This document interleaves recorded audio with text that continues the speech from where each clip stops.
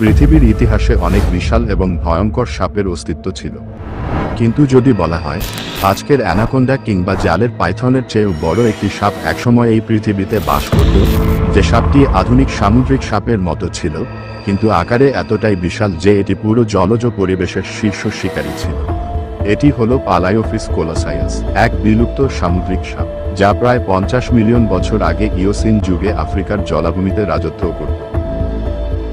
1913 সালে নাইজারের এক প্রত্নতাত্ত্বিক অভিযানে বিজ্ঞানীরা বিশাল আকৃতির কিছু হাড়ের জীবাশ্ম খুঁজে পান। প্রথমে তারা ভেবেছিলেন এটি হয়তো কোনো বিশাল জলজ প্রাণীর ফসিল, কিন্তু বিশ্লেষণের পর জানা যায় এটি আসলে একটি সাপের ফসিল এবং এটি কোনো সাধারণ সাপ ছিল না। এর দৈর্ঘ্য ছিল প্রায় 10 থেকে 12 মিটার, যা একটি বাসের সমান। এই বিশাল সাপের নাম রাখা হয় পালায়োফিস কোলোসায়াস। এটি পানির মধ্যে সহজেই চলাফেরা করতে পারত এবং সম্ভবত মাছ, ছোট সরীসৃপ ও জলজ স্তন্যপায়ী প্রাণী শিকার করত।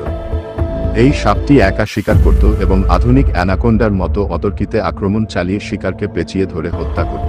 তাহলে প্রশ্ন আসে, এত বিশাল একটি সাপ কিভাবে বিলুপ্ত হলো? বিজ্ঞানীরা মনে করেন এর প্রধান কারণ ছিল জলবায়ুর পরিবর্তন। ইওসিন যুগের শেষের দিকে জলাভূমি ও নদীগুলো শুকিয়ে যেতে থাকে, খাদ্যের অভাব দেখা দেয় এবং নতুন পরিবেশে অভিযোজিত হতে না পেরে এই বিশাল সাপ ধীরে ধীরে বিলুপ্ত হয়ে যায়। পৃথিবীর ইতিহাসে সবচেয়ে বড় সাপের তালিকায় টাইটানবো ছিল সর্ববৃহৎ, যা প্রায় 13 মিটার লম্বা ছিল। তবে পালায়োফিস কোলোসায়াস ও প্রায় একই আকৃতির ছিল, তবে এটি জলজ পরিবেশে অভিযোজিত ছিল। আজকের অ্যানাকোন্ডা বা পাইথন বিশাল হলেও তারা পালায়োফিস কোলোসায়াসের তুলনায় ছোট। এটি ছিল প্রাগৈতিহাসিক সময়ের এক বিস্ময়কর প্রাণী, যা আজকের সমুদ্র সাপ ও বৃহৎ সরীসৃপদের পূর্বপুরুষদের মধ্যে একটি হতে পারে। প্রকৃতি কখনোই অপরিবর্তিত থাকে না।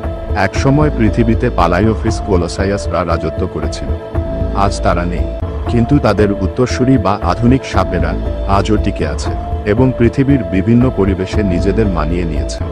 এটি আমাদের শিখিয়ে দেয় পরিবর্তনই প্রকৃতির চিরন্তন নিয়ম, এবং এই রহস্যময় পৃথিবীতে কে জানে ভবিষ্যতে আমরা আরও কত বিস্ময়কর জীবের সন্ধান পাব।